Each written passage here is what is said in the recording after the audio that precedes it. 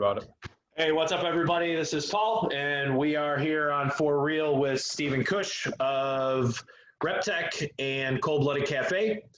Steven, thanks for coming on. Are you drinking you're drinking out of an animal cup, aren't you? That's awesome. You are not a real reptile keeper unless you drink out of 16-ounce deli cups. That's what I was thinking. There you go. There's a story, and I'll let you ask Cody about it, but somebody just put a snake for one of our group into a Gatorade bottle. And I'll let you use your imagination, and I'm pretty sure you'll figure out who that was. and Cody said he's pretty sure there was still red Gatorade in the bottom of it. It's unreal. So Steven, thanks again for coming on. Absolutely. So if you want, just kind of go ahead, give everybody, your background, and, we'll get into talking about where you guys are at and what you think of the industry and where we're going. Yeah. So as you said, I'm from Coldblooded Café and Reptek. So we're here based out of Indianapolis, and I've been doing the reptile thing for like 10, 11 years now, which, it's more than half my life. I'm only 20. So, yeah, I mean, it's just kind of been my thing forever. Really wasn't like a particular start. There were kind of different moments along the way that like influenced my direction and meeting mentors and getting opportunities to work and just get experience with the animals. So it's been a fast journey. I've had a lot of, I guess, lucky breaks or just great opportunities that have come up and take advantage of it. And now I'm doing what I've always wanted to do. So I'm very grateful and lucky to be where I am. Yeah, for those people that probably don't, I mean, I'm assuming the vast majority of people are going to know, but there's obviously going to be those groups of people. I believe, in my opinion, Steven had the pleasure of working with Forrest Fanning, and rest in peace, Forrest. We all miss you. But at this point, you've stepped into some big shoes and really stepped up there. So it's amazing to see the big push and what you guys are doing. And we order rodents from you guys too. So I mean, unfortunately here in Florida things are crazy, and if you don't pay attention, you find out real quick. Like Cody said, you get behind and then you figure out, oh crap, we just went through 3 months of hellacious heat and low production, and then all of a sudden it cools off and you're like, oh, I didn't hold anything back. And, you got to go through that whole cycle of, starting again. So yeah. You guys obviously run Coldblooded Café and own Coldblooded Café. Where do you see the reptile industry at right now from the feeder aspect of it? Do you see a lot of growth, or do you see kind of like everything's been kind of even because of COVID?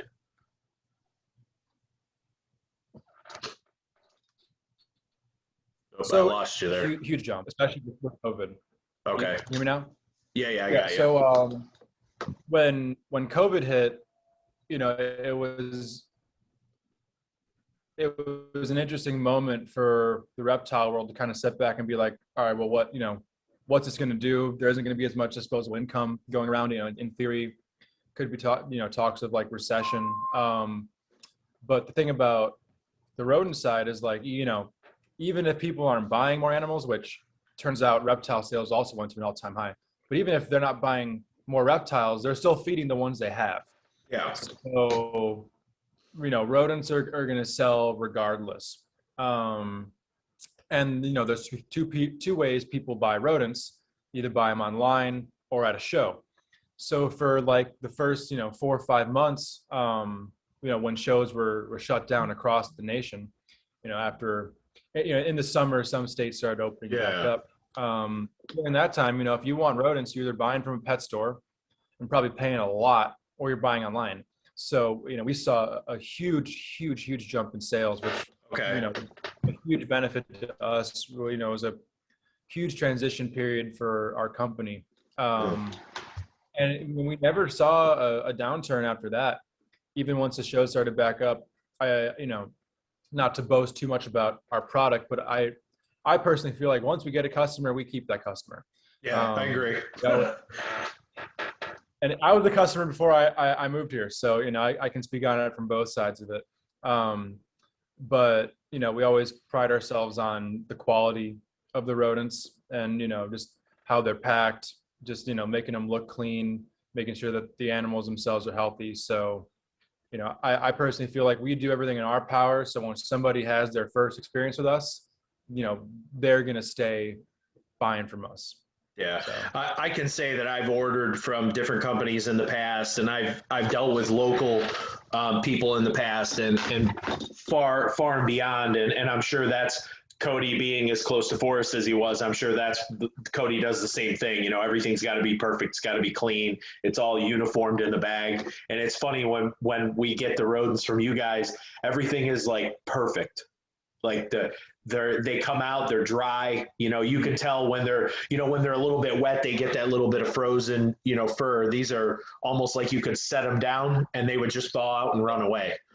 So that's definitely a great thing. And it's interesting with the whole COVID thing. Obviously people weren't traveling. So for those people that spend money to travel, family wise, and even to go to shows, for people that spend a substantial amount of money to go to shows, well, that frees up money to purchase more animals, or caging, or maybe they're going to invest a little bit more in feeding a little bit heavier. I mean, I guess I can see that. I mean, it's been an interesting year. I mean, we just passed the anniversary of Carpet Fest 2020, so I think it was right around in the next couple of weeks when things really started to heat up and shut down. Yeah. So you guys obviously on Instagram have shown a lot of your monitor stuff, the things that you're building. Yeah. What are you guys? What are your plans for the future as far as the monitors go? I think we're about where we want our collection to be, and now it's just growing them up. A lot of them are still pretty young, and then just building those ideal enclosures for them. So we're doing a lot of movement of stuff around here, putting up new buildings, renovating old buildings, and just kind of maximizing our space. So with the monitors, it'll be we have to keep them indoors most of the year, unfortunately. So yeah. Building big, suitable indoor monitor enclosures, not something that's super easy to do, but it's a learning curve. We've been trying, and we've come up with some good ideas, that we want to improve on. So, just kind of keep going with that. And then also, we do have some outdoor enclosures right now for summertime. Definitely be building more of those in the future to get, especially the adults outside from probably late May until mid-September is about when they're suitable out there. Now, you guys also house, I don't know if it's a big collection of crocs, but I know it's a pretty good one. What are you looking at are you looking at an indoor facility to move the crocs into? Okay. Yeah, it's currently under construction. We had a setback where we had one guy who was working on it, and then he up and quit on us the day before another project was supposed to be done. So he kind of left us out to dry with that. But we're making a structure out of 2 shipping containers. Okay. And we're combining them together. So the building should be 40 by 24, and that's where all of our bigger crocodilians are going to go. So we have 8 animals that'll go in that building, and then we have also 8 juveniles, about 2.5, 3 years old. Smallest one is about 20 to 24 inches, and the bigger ones are a little above 3 foot now. Okay. So with them, actually, one plan that I have is to kind of have one of them in every snake room or whatever, because that big base of water with a heat lamp on it creates so much great ambient humidity. Like in this room right here, which is where all of our crocodilians are, we don't have to spray a single animal once all year. We don't get bad sheds. It's great just because there's so much standing water. But in some other rooms, especially right now up here when we're running heaters and stuff, we're dealing with bad sheds and just low humidity in the room. Those heaters suck all of that humidity out of the air. So having 100 gallons or more of just standing water that is under a heat source too does wonders. So we're going to keep some in here once all the big crocs are out. In our new scrub python building, we're going to be, we're going to have one in each room kind of thing, and kind of figure it out. And some might be going out in the big building too with the other crocs. So just when the time comes, we're going to figure out where they go. Yeah, that's a great idea. I mean, that's for people that have that space, even just to throw a turtle or a terrarium in with something that, I mean, even just a tropical fish tank, just to kind of burn off some of the humidity. That's a great idea. So, I mean, you go through that, that shed cycle where, especially like here with the air conditioning and everything in the house, some of the smaller snakes that, like in my daughter's room and that, generally have a rough shed because the air is so dry. So, that's really not a bad idea. So you produce scrubs, and how are they all doing? Because I know they're beautiful. Oh, they're yeah, they're all amazing. 11 of them are perfect. Yeah, they're amazing. It's at the point now where every week, every single one eats. So yeah, I'm very, very happy with all of them. That's good. So let's, I didn't want to turn this into every episode talking about venomous and free handling, and it seems like pretty much all of them, with maybe the exception of Tim's. No, we didn't talk about it in Rob's video either. So, but I think there's a time and a place to discuss it. And at the end of the day, from your messages, it seems like you have a pretty good message. And I'll say this, it's impressive to me for somebody of your age, and don't take offense to this, somebody of your age, you're young, to have a substantially good opinion instead of it just being like hot off the collar. Like, Andrew, you met Andrew, my son is 21, and a lot of times it's just, straight in, there's no thought behind it. So, it's good to know that you're thinking about these things, and, you guys have, a substantial business, and, I think we definitely want to hear what your opinion is of that whole, I don't want to say group, but the whole process. Yeah. So I would say up front, I'm anti free handling. If you were to put me in a category, just, my 2 cents on it quickly before I kind of talk about what I feel like is the solution here is just, can you do it? Can you not take a bite? Can you make a fun YouTube video? Yeah, sure. I mean, they're snakes at the end of the day. I could probably pull out almost every single snake in here and not take a bite. But if I take one, okay, well, whatever. These are all non-venomous snakes. But if that happens to be fill in the blank, then, and just the way I see it, above like setting a bad example, whatever, it's not showing the proper respect for that animal. If you hold a ball python, what are they capable of? They're capable of putting a couple holes in your arm and you bleed for a minute, and that's about it. Free handling a gaboon viper, well, that's just not showing that animal the respect that it innately deserves because of what it is. Not that all animals don't show respect or don't deserve respect. It's just different.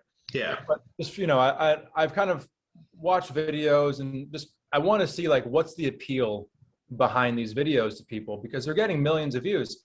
And for these guys, I'll give them their credit.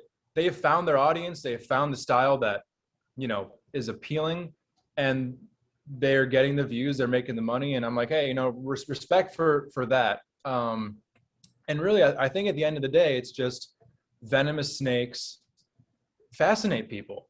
They fascinate me. Yeah. I can tell you that much. And the content of these videos, the way I look at it, it's not enhanced by the free handling. I really don't think that's what's giving these people their audience. I don't think a green mamba on a hook and a green mamba in your hands innately brings more viewership, at least from my perspective. And I could be wrong. So I feel like a lot, and I'm kind of doing it right now, that's in prefacing, I feel like a lot of people who are in, the anti-free handling sector, which is a lot of people, and rightfully so, their approach is bash the free handlers, which you're not wrong. But a lot of the times you're telling other people who already believe you. You don't have to, I don't have to convince you that free handling is bad. You don't have to convince me.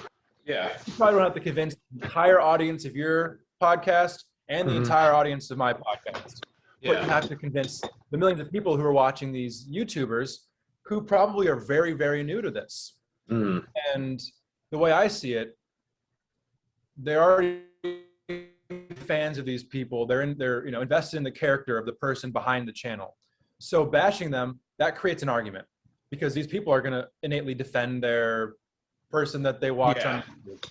Yeah. So the way I see it, we need to the way to combat the free handling is just to show the proper procedure and have it seem normal. You know, we're going to be getting some hots here shortly. And part of the reason why I wanted to do it was to create content. And this is not the only reason, but this is part of my, like, how can I make this a positive other than, hey, I want to have venomous snakes and they're cool. Like, how could these animals lead to a positive impact? Is just to make content that is entertaining, but also shows proper procedure. And I don't have vast venomous reptile experience. So, I'm nowhere like, someone like Cody, for instance, where listen to him all day before me. But I think if there's enough people who are making content the same style as the free handlers, that's just entertaining, fun to watch, but shows the snake on a hook, handled responsibly with proper equipment, then it, make it the new normal, not the free handler, not the, not what we see as a negative look of our community, I guess. So one of the things that drives me nuts is I do have respect for these guys. I may not like them personally. I don't know them. So I don't want to say that. That's the wrong way to say it. I look at it like this. I said it, and I think I've said it a couple times. All three of the big ones down here, Tyler, Chandler, Will, have a vast amount of knowledge, love their animals. It's unreal. They don't need to do that to keep people engaged. They don't. I think huge fan. I used to be a huge fan of Tyler Nolan's, all through Ink Master. Then I found out he kept snakes. I thought it was even cooler. It's like, whatever. Past is the past. He's had his issues in the past, whatever. I don't care about that. But here's the deal. And this is firmly what I believe in. You want to free handle at home, not on the camera, not on YouTube. I have no problem with that. That's your choice. You make the decision. You're a grown-ass man or a grown-ass woman. But when you're doing that on camera and Fish and Wildlife now starts to lower the boom on all of us, now you're interfering with me. I may not have a business doing this, but somebody like Cody that does, it could affect him adversely. So affecting me not being able to have venomous, if Fish and Wildlife told me tomorrow that I couldn't, I would be very upset.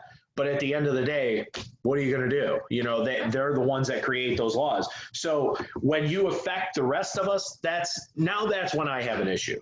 It's the same thing with gun control and cell phones and texting and driving and all that stuff adds up. So I truly don't have a huge issue with these guys other than you are literally handing Fish and Wildlife all that they need to say, hey, we're done.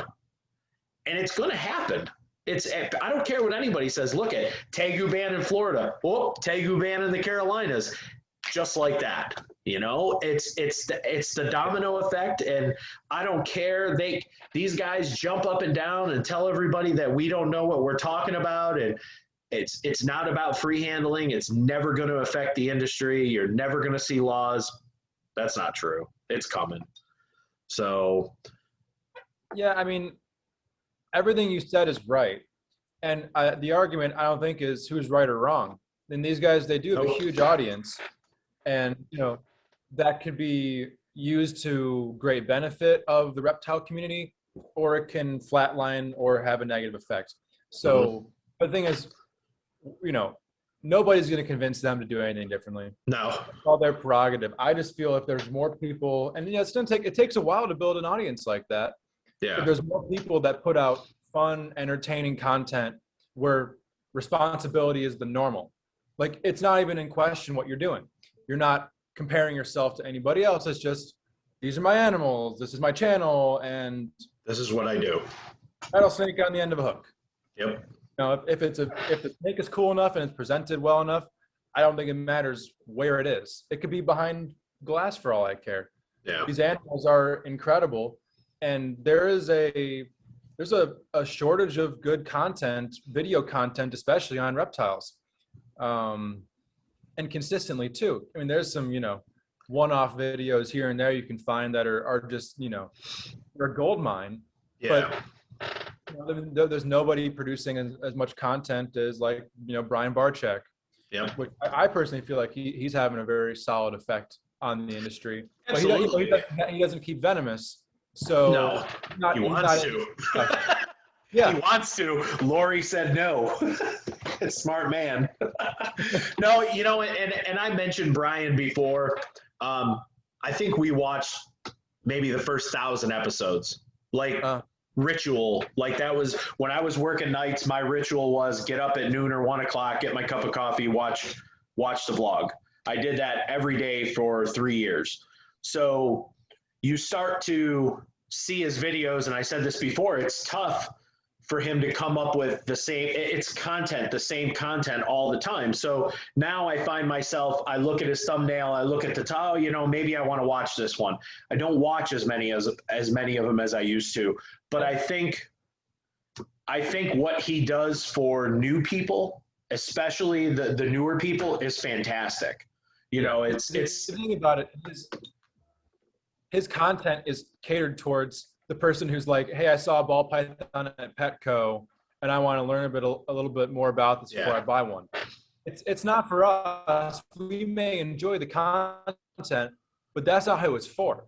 Yeah. So what I'm saying is more hobbyists need to make content that's suitable for that new person, that shows all these animals. That, I mean, maybe you keep something different than Brian does, or have a different type of facility. Like, we can't rely on the people who are currently making videos to show the hobby in a good light, whether they do or not. If anybody out there is like, I wish that the perception of reptile keepers was more positive, then do it.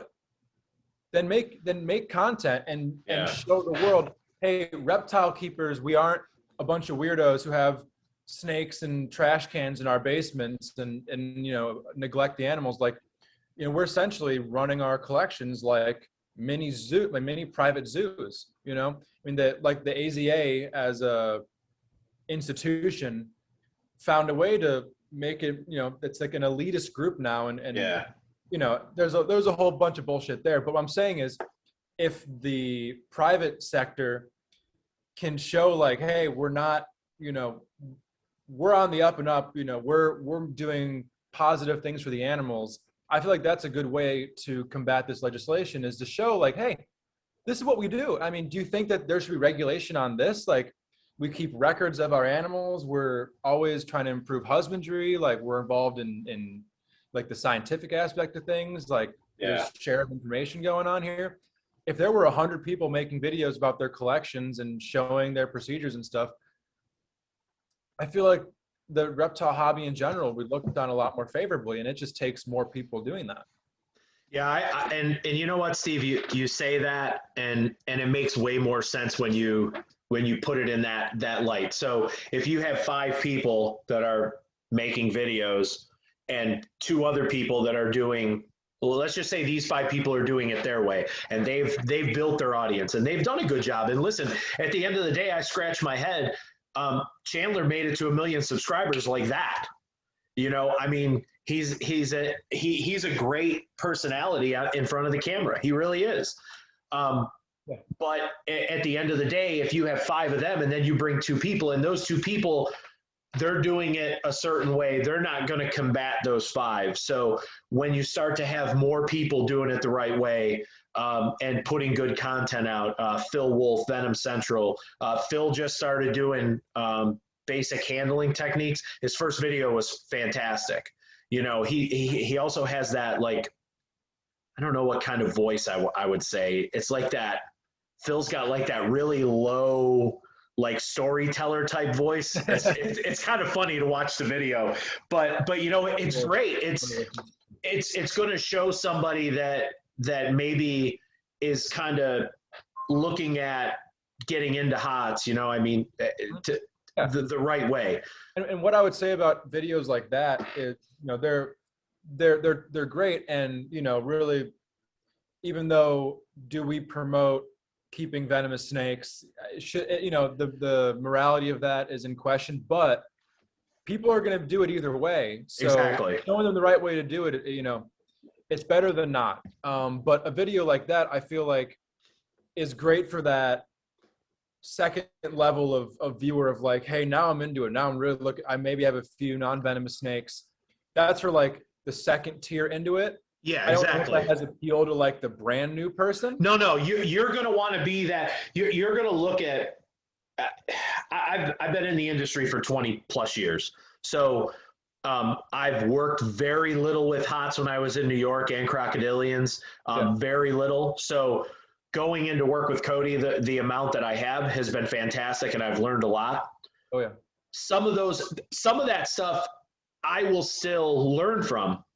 I strongly feel that, and Cody has told me this before, wow, you did that. I didn't know that was possible. That's amazing. Now I'm going to do that too. And it's an honor for Cody to say that to me. It makes me feel like, wow, you know, I've really done something that my mentor is telling me, good job. You know, that makes me feel good. So I think you're definitely right there. It's going to be that keeper that is over that. Yeah, I've got, like you said, I got a ball python, I got a couple corn snakes, maybe I bought a crebo, you know, I've kind of picked it up into that crazy. Now, you know, now I need to find somebody, but these videos are going to help me mentally prepare for what I'm expecting.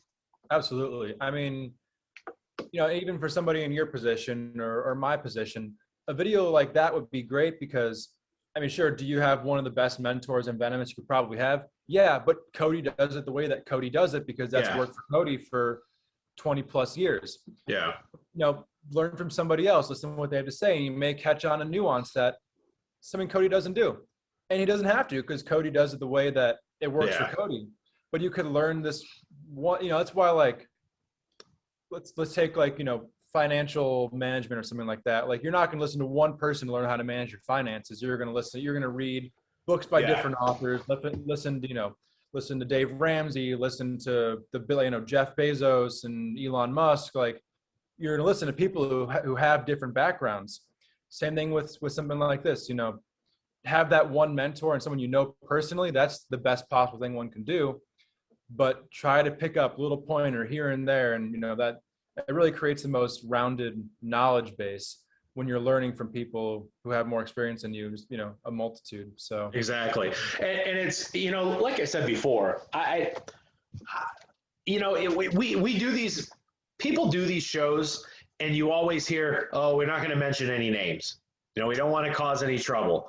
I'm not causing trouble. Here's how I feel. If you don't have a YouTube channel, you're not publishing anything online and you're free handling, I'm never going to mention your name, even if I know who you are, because you're not out there or putting yourself out there. You're not affecting anyone other than yourself. But if you have a YouTube channel and you're putting content out there, you're opening yourself up for critique, no different than a professional athlete. You know, they're recognized by everybody. If you're walking down the street and your favorite baseball player is walking up and you, oh my God, I know who that is. You know, they can't run away and say, oh, I don't want to see this person. Guess what? That's why you get paid millions of dollars. That's it. Get over it. You know, so at the end of the day, I don't feel shy about mentioning somebody's name. My personal contact information is out there. I could care less. You know, I'm not a huge fan, but I will say this: all three of those guys, they have a passion that, in my opinion, take the free handling out of it, they would kill it. You know, they would, and they do now, but. It turns a spotlight onto such a shitty part of what we do, you know, and you know, I had a conversation with Nate from M Toxin. We did a recording, not last night, the night before, and Nate said that one of the problems with the reptile industry is the shitty keepers. and it's the people who shove their animals into cups and containers, leave them in there for months and months or weeks and weeks, don't give them water, don't feed them properly, the flippers, the people that are just, you know, it makes us all look bad. Now there's a place for those people. They have to be here. But what's your opinion on that portion of it leading into everything else? Yeah, I mean, you know, as of right now, from like the perspective of lawmakers, there's nothing that separates those people from you or I. Yep. I think going forward, you know, I have some thoughts on this too, that something that would do that, would create that separation, I think would provide a lot of protection for the, you know, the reptile keepers who really, you know, deserve to be doing this. It's like anything. Not everyone should have a dog. Not everyone should have kids. Not everyone should drive a car. Not everyone should keep reptiles. Definitely not everyone should keep venomous reptiles. Yeah. So, you know, creating legislation, it's a double-edged sword. Sometimes, you know, it's necessary to avoid situations where extreme legislation could come in and just lower the boom. Yeah. To where if something's in place that's like, it's annoying, but it's reasonable, then, you know, it creates long-term protection because, you know, you have to pay an annual fee or a first-time fee or get an inspection. It is a little bit annoying. Yeah, sure. But it's nowhere near as annoying as it being wide open. And then all of a sudden, you know, somebody new comes into office or a lobbying group gives a particular senator a whole shit ton of money. And then it's just like, boom, lower the boom, no tankers, no shipping in New York, no this or that, you know. Yep. It's really like, you know, what's the lesser of two evils, you know, and as a community, it's not us against the lawmakers. The lawmakers are just the middleman. It's us against the animal rights groups. And, you know, the lawmakers are just getting paid. And unfortunately, that's politics. You know, you're right. Yep, you said it. It's politics.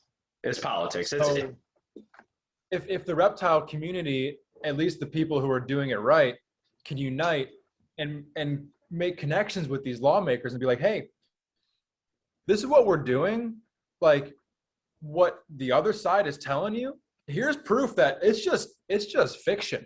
Like this is just not what's happening in the community. If anything, we're more on the level of zoos than what you probably think we do. Yeah. So I just think that it's the thing is like, I feel like reptile people are in this mindset of, because we know it, everybody else should know it. And it's just not true. No. There are very few people who are telling the public, look at us, look at this. I mean, you know, there's over 100 snakes in this room, 16 crocodiles, you know, we have like 100 reptile species here. Like, tell everybody, you know? Yeah. If you don't tell them, how are they ever going to know? I mean, whenever we have people, you know, electricians or whatever working here, they're like, I've driven past here a million times. I would never know that this is what you guys do. Yep. And for us, you know, it creates safety, but like from our bubble here, we want to let people know what we do so that we can keep doing this, you know? Yeah. And that's the thing. I mean, we look at legislation and lowering the boom, and that's what happened here in Florida. So in essence, what they did this in 2020 was say, hey, we're going to take away the rights of the iguana and tegu people. We're taking all those animals. We're banning them. And that bill was attached to a hunting and fishing bill that needed to be passed because it was, and this is the best part, the hunting and fishing bill was because hunters and fishermen were being harassed by PETA and HSUS, who donated money to have the iguanas and tegus stuff put together, which was pigtailed onto that bill. So now you have the governor saying, hey, we really want to protect the hunters and the fishermen, but I can't, somebody's going to lose. If I don't sign it, then the hunters and the fishermen lose. If I do sign it, the reptile people lose. So at the end of the day, they added iguanas and tegus to the CSP list. The drafted rule, which they're, I guess, the end of, I think it's at February 25th and 26th, they're meeting Fish and Wildlife to draft the final rule. But initially that ruling said, we're going to take all the CSP animals, scrubs, amethystine, anaconda, Green anaconda. Yellow anacondas are already completely banned. Green anaconda, berms, rocks, retics, Nile monitors, and I think that's it. I might be missing one or two, but we're going to take those. Those are now all prohibited. You cannot have them unless you have a brick and mortar facility, not a residential facility. You're not allowed to breed them. But hey, tegu and iguana owners, you guys can continue to breed your tegus and your iguanas. You just got to sell them out of the state of Florida. You can't sell them in Florida. Oh, big win for us, big win for us. No, it wasn't. You just got shit on because the next time you're gone. Those animals are going to be gone. That's what they just did. They did the yellow anacondas a couple years ago where they took them and snuck it in and all of a sudden they were banned and everybody's like, oh, nobody keeps those. Who cares? Now look at, they just took 10 species away that people had to pay. They just lost $100 a year from me, you know, to have my permit, you know. So when you see all that stuff, I feel like when there's a gun lobby, everybody in the gun community gets together as a group and they all fight together. No matter how much they dislike each other, that's what they do. In our industry, everybody picks a side and it fights. It's just a constant battle coming from all directions. It's based on just your agenda. It's insane. I mean, really, you know, reptile people fight each other more than they fight animal rights groups. Yep. And it's one of those things where it's like, hey, either get over yourself or your animals are gone at some point. You know, it's like, Yep. how selfish can you be to be in a bickering match on Facebook right now? Like, first of all, what will that ever accomplish? Nothing. Personally, you know, I have Facebook. I post occasionally and I'll scroll through it, leave a positive comment if I feel so inclined. But like, you know, nobody will ever see me comment on a group, especially in like a drama thing. For one, I just don't have the time. Like, I'm too busy for fucking Facebook. But also it just, you know, it just perpetuates the negative image and it also perpetuates us wasting our fucking time.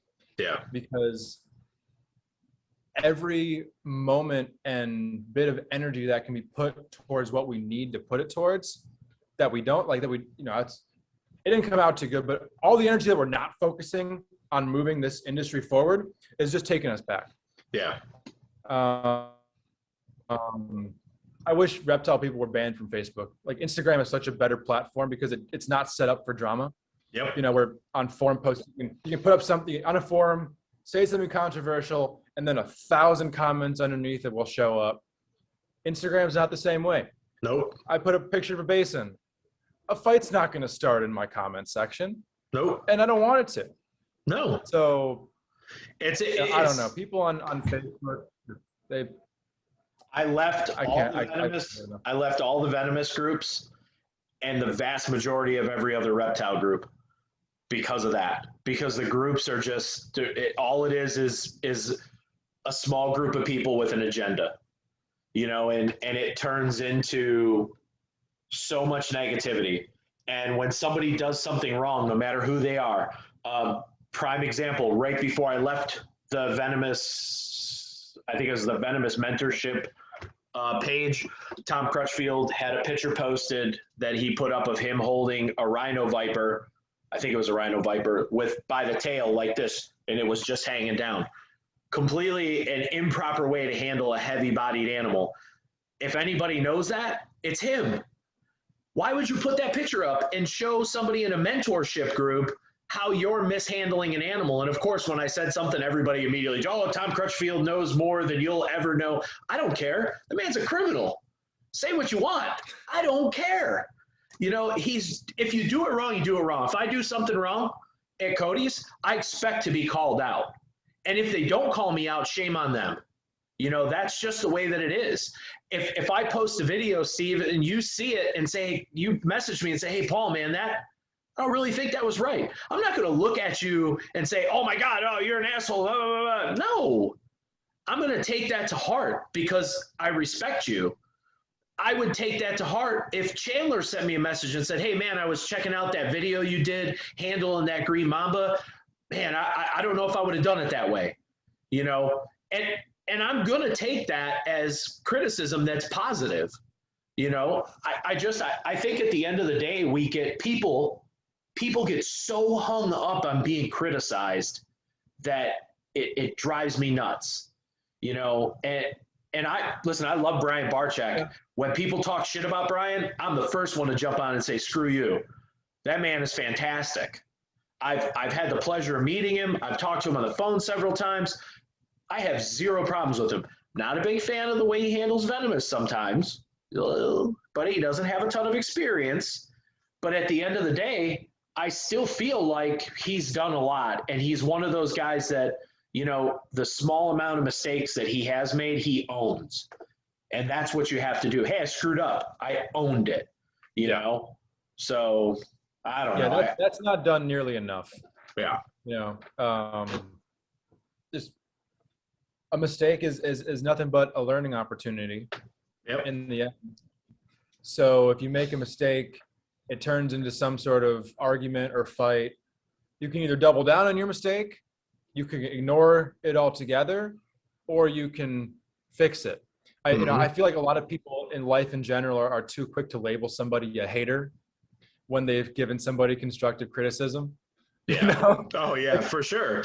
Like, For sure. You know, if you sent me a message, and I've gotten a few, you know, I post a picture of a boega in my hand, and be like, hey, you know, I don't think you should have posted that picture of you with that boega in your hand. You probably should have been on a hook. And I'm like, you know, you're probably right. And that's something I kind of thought about recently because, you know, with boega, the normal for them is free handling. You see somebody in a video with a mangrove snake, you don't really think twice about it. It's not like a monocle cobra or a gaboon viper where you see somebody free handling and you're like, oh my God, whoa. A mangrove snake is not, oh my God, whoa, but it probably should be. You're not going to die from it. But like, you know, after I put the snake back in the tub, I'm like, that wasn't worth it. Like, what if it did bite me? And now my entire day to the rest of my week is ruined and I could have some long-term repercussions from this bite. Like, it's just not worth it to me. Like, you know, is it young and have a lower venom yield than the adult? Like, probably, but like, I don't know enough about the venom composition of young versus old mangrove snakes to really have an educated opinion on it. Yeah. But I could be like, you're a hater. You know, you're supposed to be a pussy to do it. Like, and what, you know, what does that do for either of us? Yeah. Now it we're does both nothing. wasting our time. I'm just ignorant at that point because I'm not looking to advance my industry. It's not even just like advancing your agenda. It's advancing what I'm doing too. That's what these guys, like the free handlers, you're doing it too. This is how you make your living, is off these animals that you put in your videos. Yeah. You want to see that go away? You know, I mean, think about it from that, you know, you're actively causing the downfall of what you're doing. It's like, you know, if people aren't cautious enough when choosing different politicians to vote for, be it at a national or a state level, it's like, you know, and I'm not going to talk politics here, but No, for sure. I understand what you're saying. When Obama was elected, he appointed the head of U.S. Fish and Wildlife. That appointee cut off all CBW permits. Since then, very few CBW permits have been issued, effectively killing the crocodilian trade in the United States. It really had nothing to do with Obama. It had to do with his appointee in U.S. Fish and Wildlife. But that's not something you're going to think about when, with the culture of the media today, you know, you're hearing this, crazy that, like, something like that majorly affected our industry. Yeah. Like, you know, for us here, we have 10 species of crocodilian. If, you know, we know somebody personally and have a good relationship with somebody personally who, for instance, produces Orinoco crocodiles. And that's something we're like, we will sell our soul for baby Orinoco crocodiles. The process of us getting them is either as difficult as it could possibly be, or that animal will need to be gifted and they could potentially miss out on tens of thousands of dollars for their business, or if it's a zoo, you know, funding. Like, it's pretty major. You know, if you think about it like that, or even on a local level, you know, you could elect that politician that took that, you know, that bribe, whatever you want to call it, from PETA or whatever, that ended up greatly reducing your rights to keep reptiles where you live. So little stuff like that, you know, it doesn't, no one pays enough attention. It's yeah, exactly. And who would even listen, honestly, who would even know? I mean, out of any of us, unless you really paid attention to politics, especially at the state level. Half of these people that get elected, you don't even know. You're like, oh, who the hell's that guy? Never even heard his name before. But to your point of, this is your business, do it the right way. You're making money doing something that tens of millions of people would love to be able to do. You're doing it. Do it the right way. Just that's my biggest gripe. You know, I got a message from Tyler, and it pretty much said, yo, man, what's your beef with me? Well, I told him, I think it's ignorant that you free handle. You do it online. You took a bite from a king cobra. You still do it. What really pissed me off was the TikTok video that he put up, making a joke out of it. I don't think that's funny. What you put your family through, what you put yourself through, what you put your friends through, you know, that's a big deal. I don't care. I'm not a mean-hearted, ill-spirited person. I like everybody until you give me a reason not to like you. There are very few people in this world that I could walk up to and meet and say, I don't like you unless you've given me a reason. And his last message to me was, everybody knows about, paraphrasing, everybody knows about the snake bite. There's nothing illegal there. You don't know what you're talking about. And then he blocked me. And it's like, dude, really? You blocked me from telling you you're right. It's not illegal to be dumb. It's not illegal to be a bonehead. It's not illegal to do stupid shit. But at some point, you're hurting yourself. You're going to hurt yourself. And in turn, the dominoes fall and we all get hurt. Like you said, you can't get permits to get stuff. You know, New York, no more. They're trying to ban shipping of reptiles. What happens if that happens in your state? You know, what happens when all these reptile things start trickling down and they start saying, hey, you know what? The best way to stop these guys is to stop getting feeders for them. I hate to say that, but in the collection industry, which I used to be a part of, you know how they stopped collection agencies? They stopped going after the collection agency. That was too hard. Go after the credit card processor, because the bank ain't going to screw around. When they would go to the bank and say, we want all this information, all that information is legit and legal. The bank's got to give it to you or they're in trouble. So they stopped going after mom and pop collection agencies and just started shutting down credit card processors. They skipped right over all that. Oh, you're in the dark. Mood lighting.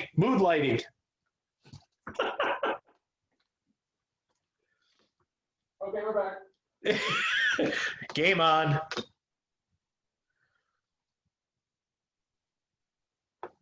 All right. Yeah, but that's what I think. I think people are going to miss out on is sooner or later, these guys get smart and they'll say, hey, you know what? We can stop this. We could say, FedEx, you can't ship live animals anymore. FedEx isn't going to fight that. They're going to be like, okay, well, don't tax us anymore. Don't charge us this. Don't charge us that. They're just going to be like, yeah, no problem. And we all lose, you know? So I like I said, it all boils down to, there are so many small parts of our industry that I wish we could get everybody to interlock to some degree. You don't have to like each other. You're still businesses are still going to be competitive. YouTubers are still going to have their platform, but if we could circle the wagons and make things just a little bit more private and hold ourselves just a little bit higher standard, like you said before, people are going to be like, oh shit, that guy's pretty cool. So yeah, I mean, you know, present ourselves as a professional industry on the same lines of any other major industry, instead of, you know, what they probably think is a bunch of idiots in their basement fucking with snakes because they're weird in the head. Like, yeah, You know, Yeah. it's kind of extreme, but I bet some lawmakers probably think that about reptile people. Listen, so. it's don't even say. I mean, it's not even just lawmakers. I work in the pharmaceutical field, and there's over 400 employees in our company. And when somebody says, "Hey, I heard you have reptiles," I say, "Yeah." They say, "You have venomous snakes?" I'm like, "Well, no, I don't, but at some point I will." And they're like, "What are you, crazy? What do you sleep with them?" Like, what? No, they're locked up in cages. I mean, oh, well, I hear that you guys sleep with your animals and they just crawl around the house. Don't you have dogs? And I'm like, wow. But that's the perception that we have because of the negative stuff. And you don't hear about the positives. You know, you don't hear about people like Justin Kabilka and everything that happened with Chase and raising money for all the reptile community coming together to raise money for Chase. Yeah. That's unbelievable, but you don't hear about that. Nobody wants to talk about the good stuff. They want to talk about the guy that the Burmese python got out, ate the dog next door. You know, that the media wants the sensationalistic, you know, oh my God, look at this. You know, they don't want to hear, you know, the reptile industry raises money for cancer patient. Reptile industry raises money for this. You know, reptile industry raises money for rainforest, for conservation. You know, they just want to hear this guy's snake got out, or a crocodile ate an arm off, or something to that effect. And man, it sucks. It sucks. And all these podcasts, YouTubes, these guys have such a great platform. If you go back to my podcast with Justin and Jacob, that was one of the things that I brought up. Is, man, all you guys doing podcasts, you have such a great platform to get a good word out. Why is it so few do? You know, why is it so few are talking about the laws, which it's important for people to know? I love US ARC. US ARC is amazing. Unfortunately, US ARC is a reactionary tool, and one guy can't be in every state, in every county, so they have to just react to everything that's happening. But guess what? If everybody worked together and we use these platforms for the good, US ARC could now not be a reactionary tool. They would know when you called and said, "Hey, I just heard this is going on. Can you guys look into it?" Boom, now they're ahead of it. Instead of getting the call from you, "Hey, did you guys hear what just happened? They've done this, or this is a proposal," you know? So, I mean, what do you think? What do you think we could do to get to that point? What's your opinion? I mean, from the perspective of like creating, you know, branches off US ARC, or whatever, I'm not really gonna speak on anything like that. I remember at Herpaton a couple of years ago, there were talks of on kind of the same, you know, the same topic of, all right, well, what are we going to do to get ahead of this? And I don't think there's one easy answer. I think if anybody could answer the question, it would be Phil. Yeah. You know, because obviously kind of all owe our lives to Phil. Yeah, But 100%. I think for just the regular reptile keeper, I think it really is just, you know, it's on us. I think it's our responsibility to show how we really, like I was saying earlier, I think that kind of all just comes into one of like, how are we going to push everything forward? The least we can do is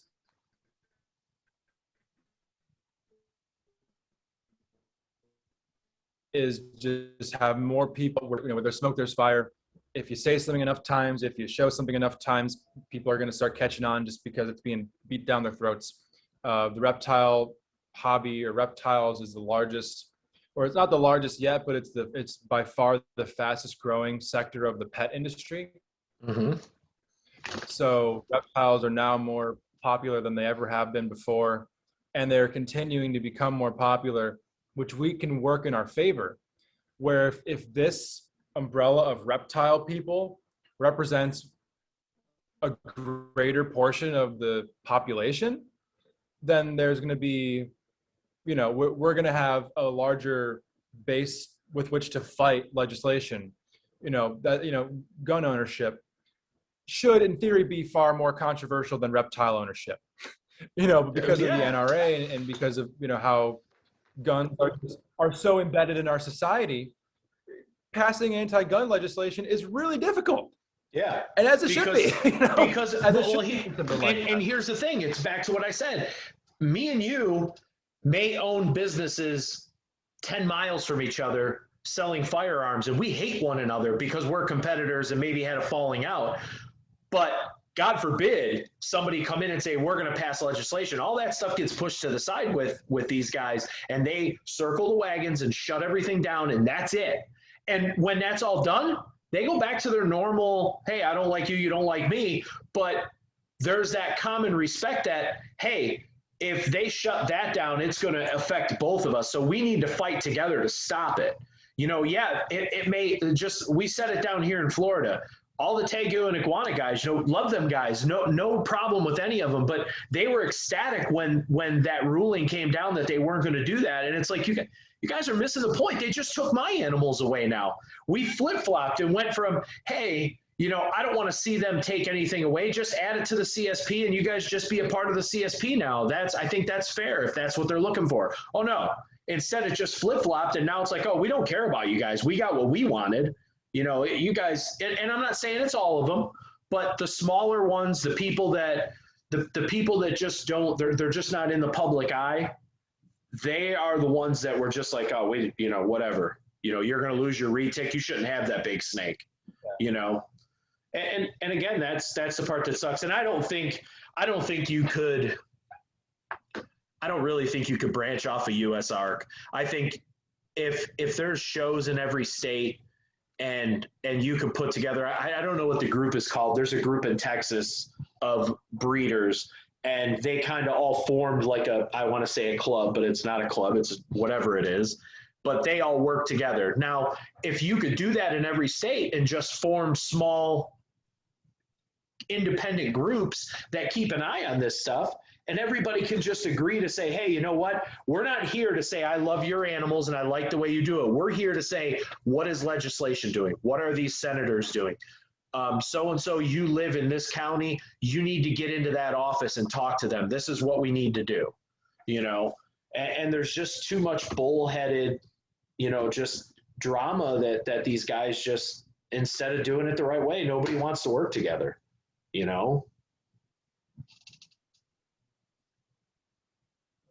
Yeah, I think it's an uphill battle, and it's an uphill battle against ourselves, unfortunately. But I think the solution is just, more people put out positive messages. For as many fights and many arguments as there are, there should be 10 times as many positive views of our animals, or, something that brings the community together, where we just kind of drown out all the negative people, which, there's going to be negative people in anything. Yeah. But like right now, more the negative people are getting the spotlight. And I'm not, not even just talking about, the people who have big platforms, even people who don't have big platforms. That negativity, it's like a fucking virus. So we just got to, create we got to make the positivity just as viral, and then more viral than the negativity. Yeah. Because really, at the end of the day, what we're doing, this is a very positive industry who we, keeping reptiles has lots of different, very good benefits from the conservation standpoint. From, you can even make a very strong argument that keeping a reptile as a pet, or a collection of pet reptiles, has a very positive effect on your mental health. 100%. For me, it has gotten me through the hardest times of my entire life. Wildlife education, conservation education, conservation of species. There's just so many positives to what we're doing. We just got to keep saying that over and over again. I can't just say it. You can't just say it. There needs to be hundreds, literally thousands of people saying it. And with the understanding of, we know if I make a video explaining why captive breeding benefits wild populations of animals, it'll make no difference to us, because it's like, okay, yeah, we know conservation through captive propagation, like that's been drilled into our minds. Yep. But it hasn't been drilled into the minds of the world, to where teachers are teaching kids that zoos are bad. That's unreal. What a backwards message that is. what a backwards message. And I think that also leans towards the kind of the political views of the younger generation and of the educational sector in general. Not not that one side is right and the other is right, but these extremes, whenever there's an extreme, there's a good chance it's wrong. Yeah, In 100%. general in life, and Yeah. not even in politics, if there's something that's extreme, you can probably bet that it's not correct. Yeah. So, to the point where when I was in college briefly, there was some assignment where I was like, perfect, I'm going to write about the benefit of zoos. And what I said, which, I wrote the whole paper and then I went and found sources. Like, it was all in my head. I was just trying to get through an assignment, knowing something like I can write about something that I know about. And my professor, it was like a new concept to her. It's like, oh, what? Really? I never thought about it like that before. I was like, well, no fucking shit. Yeah, exactly. Because that's not the message that's out there in like the real world. The reptile world, we're not the real world. We're just like this very tiny little sector that we think we're the shit, but no one knows who the fuck we are. Yeah. I mean, Steve Irwin, people probably know the name Steve Irwin. Maybe you say Brian Barczyk and it rings a bell. Who else? Who else are you going to say and be like, oh yeah, to anybody? Yeah, and that's the again David Attenborough. He's more of just general naturalist. Like, people might know David Attenborough. Yeah, but it's crazy to think that we have an industry with how many hundreds of species of animals that are each one unique in its own way, and yet the mass of animals can't bring the group of people remotely together to agree on it. You know what I'm saying? Like, how is that possible that, hey, I may not agree with the way that you do something and you may not agree with the way that I do it, but it's unbelievable to see how many friendships are lost, how many families get, I can tell you right now, my wife's side of the family, they don't like reptiles at all. So to have like a big snake in the house, like when they came here, nobody would come in the house.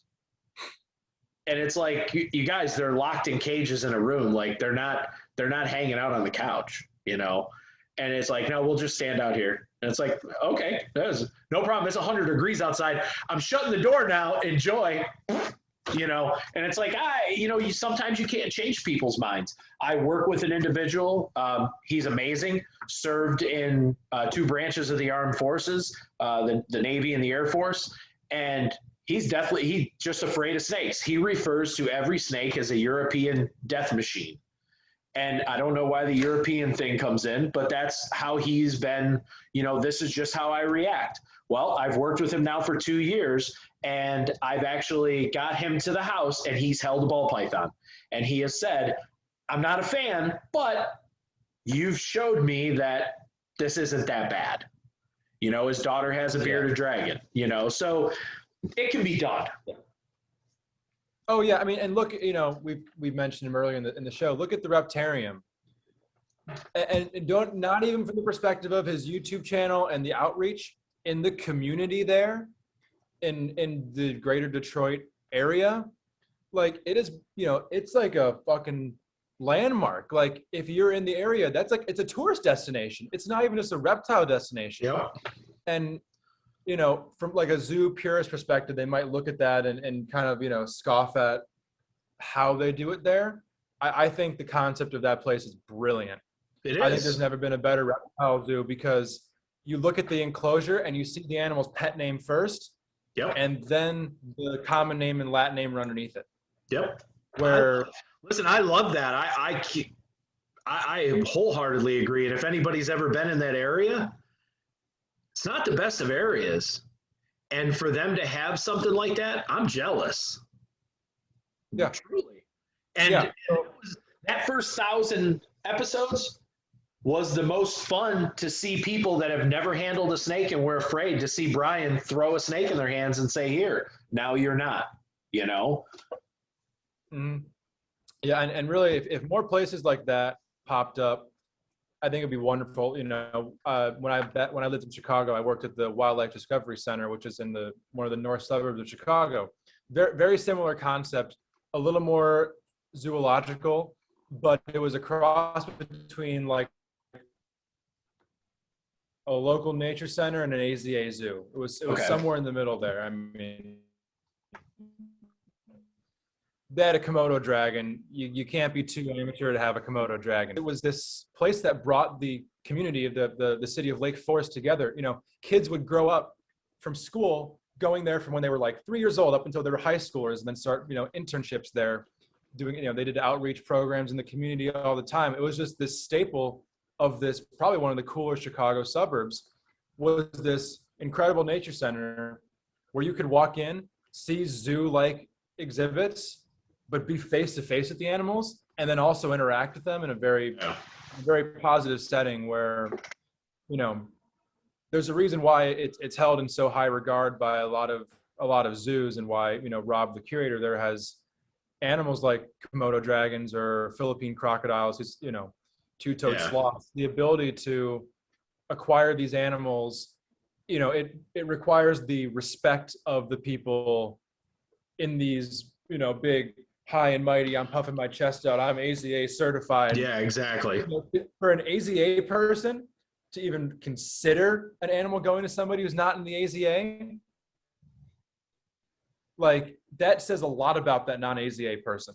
So if there were more places like that brought communities together, there's not going to be legislation passed there compared to list of West towns. Like, you know, that place is pretty probably on lock. Yeah. You know, there's a very positive culture around reptiles in that town. Probably the same thing in Utica, Michigan. There's probably now a very positive culture surrounding reptiles. And I'm not from there, I don't know, but that's just what I would assume. If it was me, if we lived there, that would be something that I would do minimum once a month, because it's fun. I mean, I can go hang out at Steven Brazil's shop in Jacksonville at Extreme Exotics, and I can just hang out there with those guys and shoot the breeze. I could be there for hours.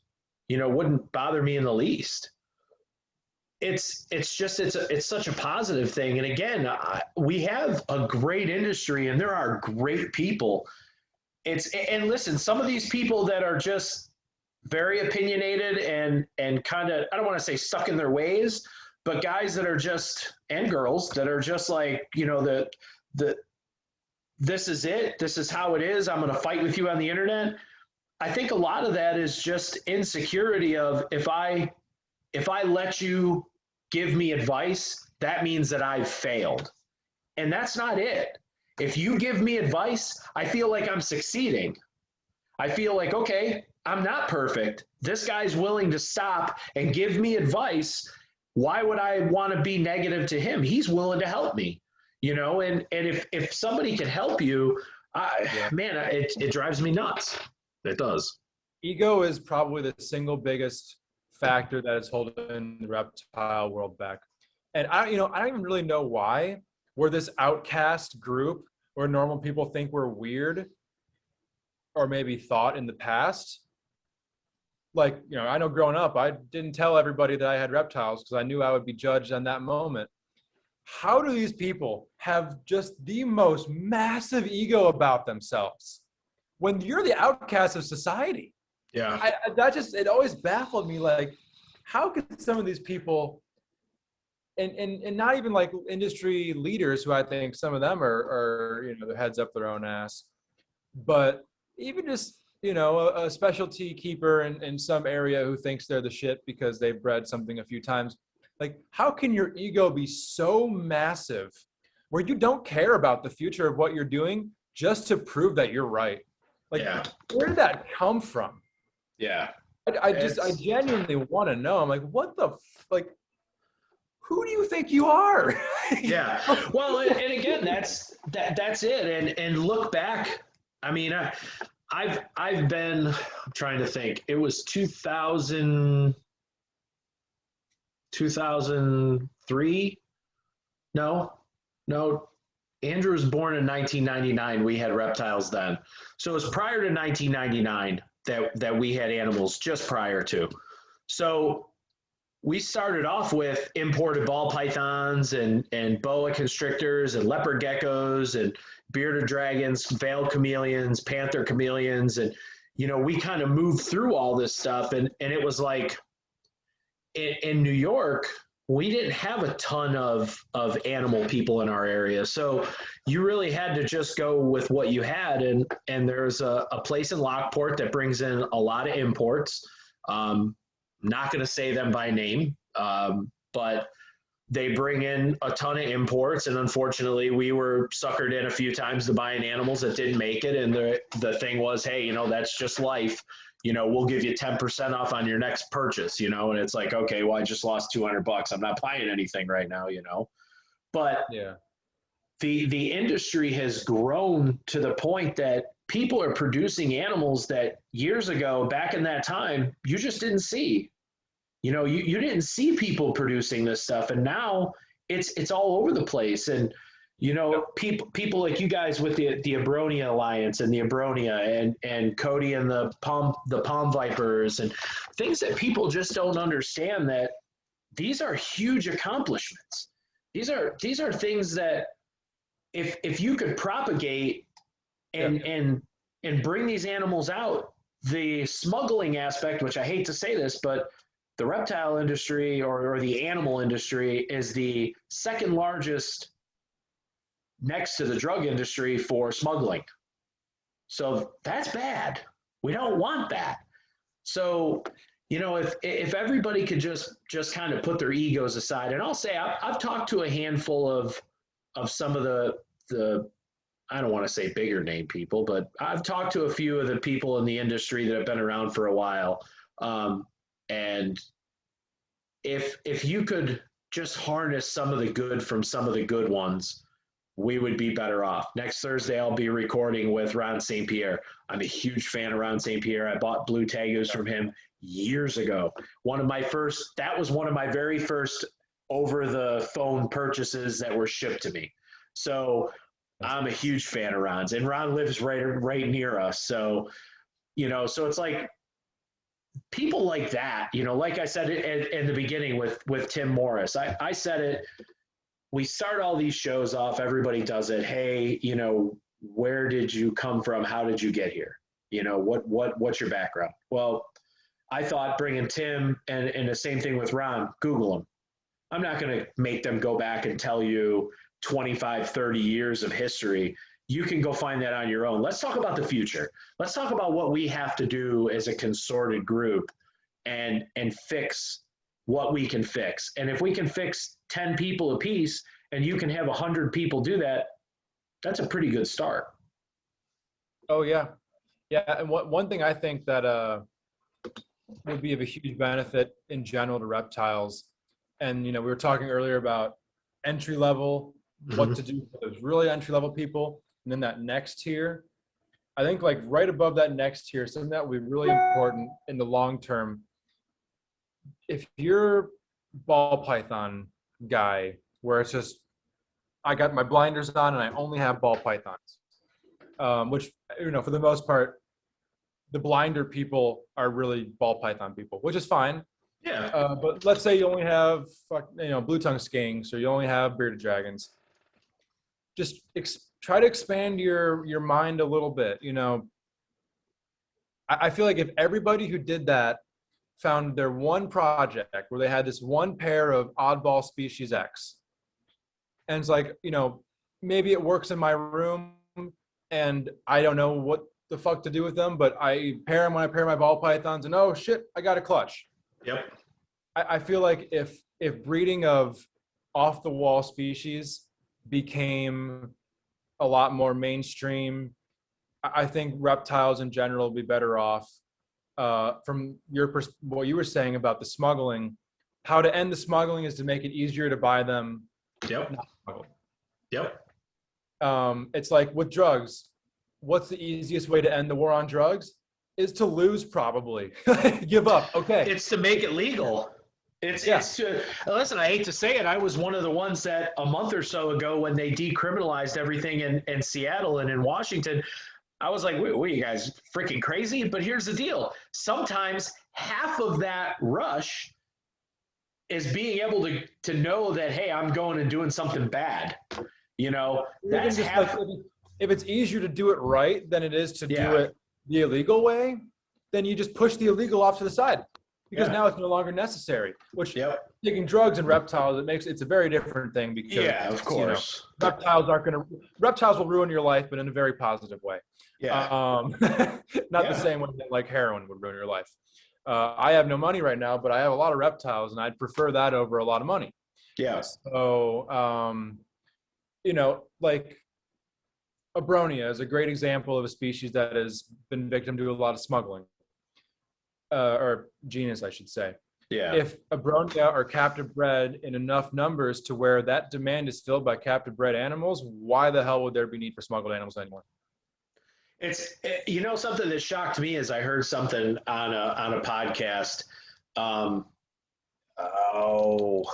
Let me think. The guy's name will come to me. He's got a line of cages. It's a chameleon podcast. Bill Strand. Yeah. So on one of his shows about Madagascar, he talked about the people that are collecting those panther chameleons are getting $1 for them. Oh yeah. How in the world can you justify charging a distributor charging $300 or $400 for that chameleon, when what we should be doing is helping those people set it up so that they can collect eggs like they do with ball pythons and hatch the babies and get a better price or better amount of money for them to help them, and in turn tax that money so the government's getting something out of it, and everything just kind of goes from there. Right. I mean, think about it with crocodilians. What's the best thing to ever happen to crocodilians? Skin farms. Mm-hmm. Regulating this, regimenting it, right now with COVID is difficult, but like, what's another great way to turn that, pick it out of the wild, make money, to something else, make money? Ecotourism. Yep. I'd love to go to Madagascar. And natives are going to know that land better than anybody. So if they can make their living off of literally just being like, hey, you Western folk, look, I brought you to a cool place and I'm keeping you safe because I know this area. Like, a lot of people would love to do that. But then you're also talking about intruding, how they probably see it. It's a very difficult discussion, which it can be done. It'll take a really, really long time, and it'll take the right connections being made. But for us right now, just, with chameleons, they're a pretty niche thing. There's a lot of great people breeding them, but probably not enough. Not enough. Same Brony are that way. Another thing, another group that was smuggled majorly and still is are tortoises. And especially talking Madagascar. Another big topic of discussion is how backwards the Endangered Species Act is. But like with radiated tortoises, they're critically endangered. We figured out that you put a male radiated tortoise with a female radiated tortoises, and they shit out radiated tortoises. If those could be shipped across state lines legally without captive bred wildlife permit, or if those were issued again, there would never be a need to, at least in the United States, to take a single radiated tortoise from the wild. More than enough are produced to, meet the demand. I mean, if you look at Asia and Europe, and we can't, as much as we'd love to control them, we can't. No. We can be a good example as a nation and hope that they follow, but really we can't do a single thing about it. But we can try to raise ourselves to the level where we want others to be, show the world that here's where we are, and present it in a way where they're going to want to follow suit. Yeah. I feel like that's the way to do damn near anything in life. And where we're at, we got to lead by example. Well, and that's just it. So we're looking at, like you said, radiated tortoises. You put a male and a female together, and guess what? You have little radiated tortoises. That's how that works. Who knew? So if you could teach people in Madagascar, hey, listen, this is what we do. If you do this, you can protect these tortoises and produce. And again, back to, hey, you know where these chameleons are. It's the same thing with ball pythons. You don't have to collect adult ball pythons. They get the eggs, they ship, whatever. What baffles me still is the importation of ball pythons, because we produce so damn many.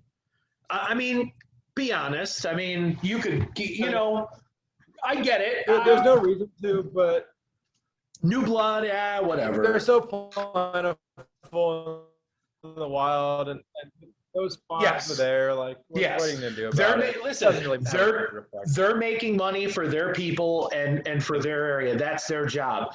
I don't want to see somebody lose their job.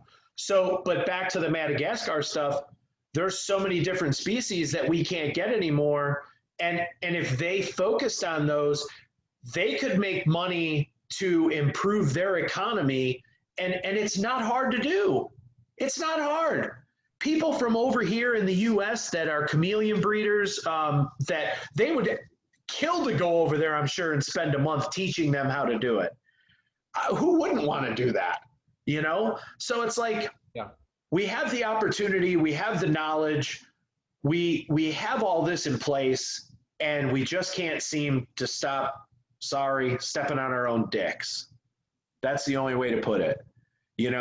We inevitably take complete advantage of everything.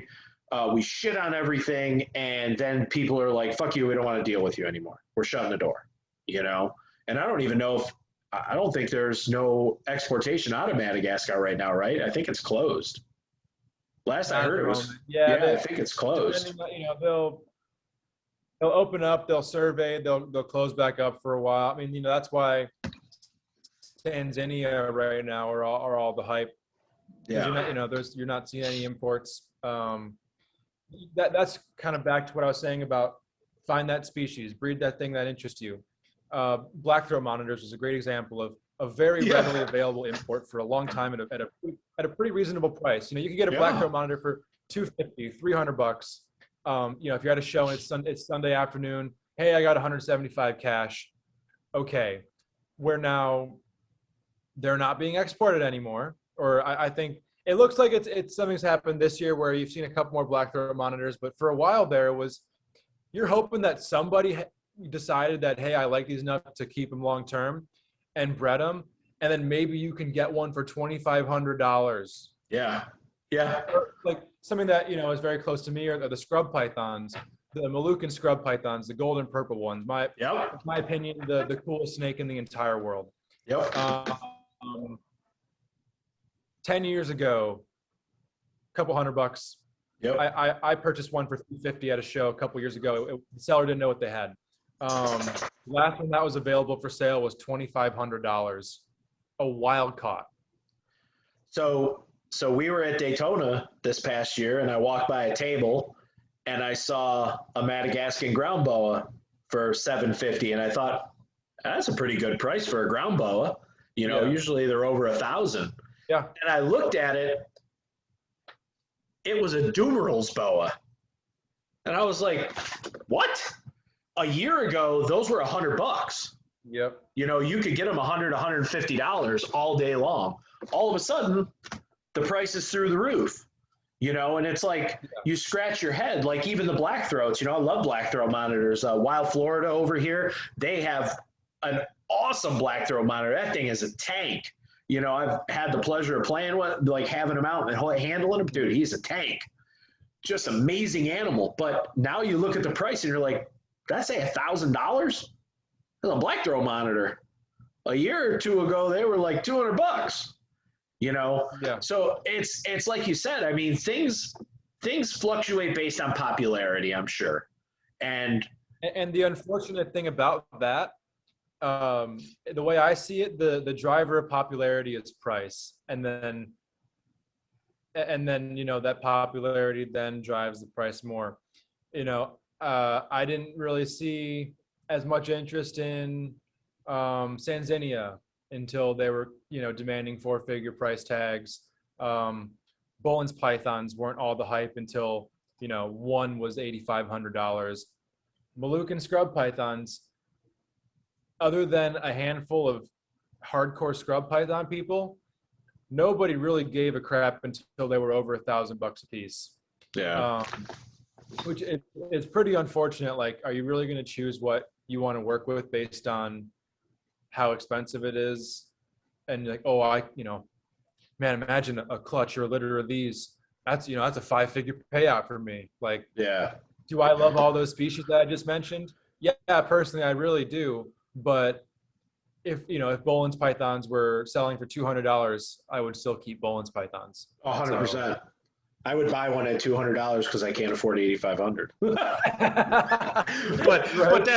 but here's the thing. It's just like that. It's, fortunately for me, my whole family loves reptiles. Yeah. So Aiden has carpet pythons. We have a probably almost 8-foot female Dumerals boa. That's his. He has a Savannah monitor, and he has a Euromastic. My daughter has some ball pythons. I have ball pythons. My wife has boas. So it's like, we all have something and we share a common interest. And people laugh at me now because I have ball pythons. I kind of sold the retics and got ball pythons because I don't really know. I don't see them taking those away. So we just wanted something different, that we could play around with and produce some babies. And to be honest with you, I have a full-time job. I'm not looking to make the reptile industry my full-time job. But I will say this, back to your perspective on looking at the price of the animal. For somebody that wants to make a business, I have no problem with somebody saying, hey, if I produce X, I'm going to make Y. I think that's the way it has to be. Oh yeah, you need to. But there's people out there that are like, oh, you're only worried about the money. No, of course I'm worried about the money. I'm paying for these to make money at the end of the day. Like, I hate seeing things like, first of all, reptiles are terrible when it comes to, how much is this worth? It's worth what somebody really wants to pay for it. It's really, really hard to justify. The intrinsic value of reptiles is probably very low. Yeah. So think about it this way. What about a baseball card? Are you willing to buy, if your favorite baseball player is out there, you may be willing to spend $100 on it where I maybe only spend $1. So it's like, if, like you said, keep some obscure species.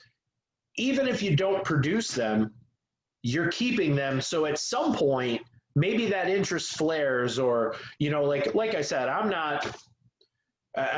we're not really, honest to God, Steven, I've shied so far away from wanting to really produce a ton of animals. Like, that used to be my biggest dream, was to have a room like that is behind you. And now I look more at it and say, you know what, I would rather thin things out, keep some stuff that I truly enjoy. And if they produce, they produce. Like with venomous, I don't really have an urge to want to produce venomous. Maybe eyelash vipers, because those are like my favorites, the eyelashes, the trigons. I like those arboreal vipers. But, me and Cody have had that conversation a million times where it's like, I'm not really looking to produce stuff. If I did, I would probably be calling Cody and saying, hey, can you just take all these and I'll keep them, find somebody to buy them, and whatever they pay for them, I just don't care. I just want the whole group gone at once. I don't want to ship out single animals. I don't want to vet people. You got to know how that is when you're vetting somebody to send them a scrub python or something like, or a croc monitor or something to that effect. You got to really think, is this person going to be able to handle this? It's a double-edged sword there, because I feel like when you're working with kind of a more niche, more difficult species, innately you're going to attract a buyer who knows what that is. If I put up an ad for a scrub python, which I'm not, we're not selling I anything. figured. But let's say I did, the responses I'm going to get, I know they're people that at least know what it is Mhm. and probably know what is required of them, but that doesn't necessarily mean that they're going to take those steps. As I think venomous are a different story because there's a lot of people who like venomous for the vanity aspect of it, Yeah. where it's you need to vet that out more than like, hey, does this person know that this scrub python could get 12 feet? Like they probably know that scrub pythons are going to get 12 feet. They probably know that thing's venomous, but that's probably why they want it, is because it's venomous. Because not it's venomous. Because they have the love of that species. But then, kind of to circle back a little bit, from the business standpoint, I would almost argue that the safer bet is to try to find that weird, rare thing that no one else is working with and make your own market. Yep. I feel like Forrest did that with the Abronia, even though that wasn't a business thing for him. Nobody else was saying Abronia, Abronia, Abronia, Abronia, and now everybody likes Abronia. And I don't, not to say that that is 100% credit towards him. I think he started that though. Garrett that trend. Dwarf retics, same way, where he's like, hey, look, this giant snake that you probably shouldn't keep. Well, here's it in a tiny package. Here, like this, and then everyone's just like, huh? Yeah. So I always said I would never do this, but so these little bastards, I love these snakes to death. Yeah. But these little baby emeralds, I mean, they're giving me such a fit, with feeding that, I just at the end of the day, it's like, people get scared of I don't, what if it doesn't eat? Like one of the big things that we looked at was green tree pythons. My son Andrew loves green tree pythons. He really, really loves them. So when he was going to get his first green tree python, we went and had it swabbed before we picked it up, and it was positive for NITO. Immediately, He was like, nope, I'm not doing it. He's like, I can't. He goes, I can't do it. Every time I want to get one, I got to get it swabbed, and it fails, and I'm going to be devastated because he really wanted that snake. And it was like, well, I understand that. I get it. But, let's be smart. And we've talked, me, him, and his sister about putting money aside every month and purchasing a small group and having that be, like you said, something. There's a lot of people doing it, but there's a high demand for them. But at the end of the day, if we can figure those out, I really like the emeralds. Those are my favorites, the Amazon basins, the emeralds. So it's like you kind of spin off of that and have a handful of animals as opposed to a house full or a room full of animals. And it's like, I love the Pataeus. I love the indigo stuff. I love all that stuff, but I have no experience with it. So at some point in the future, I would like to have some of that stuff. But, we just, as a hobby, there's so many things that we can do that we just need to help the newbies coming in instead of shitting on them. Somebody posted a meme the other day and it was fucking perfect. And I don't remember exactly what it was, but it was like, what other hobby can you get involved in where everybody in the middle is shitting on the veterans and shitting on the new people, and then they bitch and complain because the hobby's not growing? Tell me that's not right. It is. These guys in the middle that think that, I know this and I've done this and I've done that. Fuck these guys that are, the Ron St. Pierre's and Jeff Ronnie's and Brian Barczyk's. They don't know what the fuck they're talking about. I know everything. And, you're stupid because you said you wanted to put your ball python on Aspen. That's dumb. It's got to be on paper. That's asinine to me.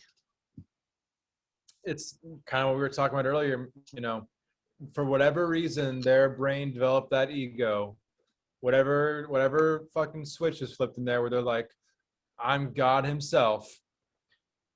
Like, you just wrote your own destiny there. Yep. And I don't know how much more to say about that kind of stuff, but like, if you find yourself in that position, anybody listening to this, where you think that you are this all-knowing being, take a vacation, do some soul searching, meditate, align your chakras, connect with the universe, and figure out, hey, I got to check myself a little bit because I'm just some dude. Yeah. I listen, I truly believe that we can there's a lot of knowledge out there, and man, sometimes you pick up the phone and you can talk to somebody. Years and years and years ago, when I was first starting to get into stuff, I met on the internet over AOL a woman named Cheryl Bott, and she lives probably about 45 minutes from me, and she's definitely older. And I'm sorry, Cheryl, she's older now, but I would call her and talk to her on the phone about breeding ball pythons for hours. And she introduced me to Brian Sharp. And Brian was busy, and as busy as he was, if I called and left him a voicemail, he would call me back, and I didn't care what I was doing. Brian Sharp's calling me, I'm sitting down. You know, my wife's like, we got to go. I'm like, I don't care. That can wait. I don't care. I'm taking this phone call. And those people were so amazing. The one thing that sticks with me about Brian is when I first asked him, how do you breed ball pythons? What do you do? What can I do to breed ball pythons? And he said, you want to know my secret? And I said, what's that? And he said, absolutely nothing. You put them together and they breed. I never change the temperature. I don't light anything. I don't do any of the stuff to complicate things. I set the temperature at this. It stays at that all the time. And that's what I do. I feed when they eat. That's it. You know, take the complexities out of it and just keep it simple. And you know what? When I did that, I produced ball pythons. Yeah, I think that's one of the bigger issues with reptiles in general, and that's, I think, one of the reasons why Facebook is such a negative is, I mean, if you even briefly read some of these discussions on breeding some of these difficult species,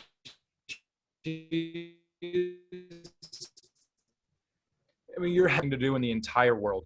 If it's so complicated that you can write pages and pages and pages of this, like, if this little thing here and here and here isn't perfect, you're totally fucked. Yeah. Like, everyone's just overthinking themselves into failure. And think about it, if you look at these people who are doing this, they're not breeding that species. Like, they're having consistent failure. So it's like, are you just overanalyzing the shit out of this to the point where you're not having success? What you know, if you're listening to anybody, listen to Brian Sharp. He's like, I do nothing. Yep. There's a lot to be said for I do nothing. Like on our podcast, we interviewed Mike Lehman from the Gourmet Rodent. Mm-hmm. MJ's a huge Timor Python guy, and you know, we have Timors too. Yep. But he's on a different level, and he's like, what the hell do you do? And he's like, I feed the shit out of them and they breed. If you read Facebook posts by people who don't breed Timor pythons, you know, it's like, oh man, if you feed them a lot, that's just the end of it. You can't have a big Timor python. It's like, and okay, how many? Like, why is he the only person in the country who's producing them then? Yeah. Do you see Mike Lehman on Timor Python Facebook group? Like, no, he's running the Gourmet Rodent, one of the 4 biggest reptile facilities in the country. He's not on Facebook. He doesn't care. Timor pythons. He's like, no, I'm just doing it. Like, yeah, we had 3 clutches last year. It's like, no, it's not just a one-off. It's like multiple clutches every single year repeatedly. Well, I hear people say, don't keep snakes together. Don't keep venomous snakes together. Don't do this. Don't do that. So I've known Cody for 2 years now, and 2.5 years. And right after Carpet Fest in 2019, he produced Bilineata, 16 babies. The year before, he produced 1, was Uno, from the same pair, who up until about 5 or 6 months ago, I never saw that male snake. I would ask Cody all the time, are you sure it's alive? Is it in there? He's like, oh, yeah, it's in the cork tube somewhere. He comes out. I said, when? He's like, when he wants to eat. He comes up to the front. I feed him. He goes back in the cork tube. That's the last time you see him. The female goes in the cork tube. They breed. She has babies. She had babies in February or March of 2020. And then she had babies again in August of 2020. Or was it August? August or September. She had babies 6 months apart. So to me, you're talking about snakes that Cody just put together and he just leaves them alone. He sees the female comes out to the front. Oh, she must be hungry. I'll feed her now. They may eat once every 2 months, but that's that's just the way that it is. And I think people miss out on the cues that their animals give them. I mean, you produce scrubs. Yeah, everyone's like, yeah. You don't hear me out here preaching about the recipe to breed scrub pythons, because I did it once, and what I did was as basic as it could possibly get, to the point where I'm like, I'm gonna chalk it up to luck, and if it keeps happening, then maybe I'll be like, well, hey, this is what I've been doing, and I'm not saying that this is the magic formula for scrub pythons, but this is what's worked. Hopefully, and I really hope that in a few years it's like, all right, well, we did scrub pythons 3-4 years in a row. Yeah. And do we have a large collection of them? Yeah, we at this point, and this is not to brag, this is just probably a fact, we likely have the largest scrub python collection in the country. So you'd hope out of the largest collection you're getting production. You'd really hope. If we're not, we're probably doing something wrong. But we're also in year 2 of breeding, where last year was 2 pairs, and we had 1 out of 2. So it's still, it's still, scrub pythons have been bred for a long time, but really with no sort of consistency, where I feel like not enough is really known to where someone can be like, this is what you do, and it works. We're like green tree python, ball pythons, carpet pythons, Colombian boas, everything, a lot of species, there's a recipe. And as far as the whole cohabitation thing goes, I feel like for some reason there's this whole like demonization of cohabiting reptiles. And I think, just like what you're saying, it comes down to reading the animals. I know in my personal experience, the way I see it, and the way that the only times I've ever seen litters is when the male and female had never seen each other before the day of introduction. But that could also do with how they, their patterns of life in the wild.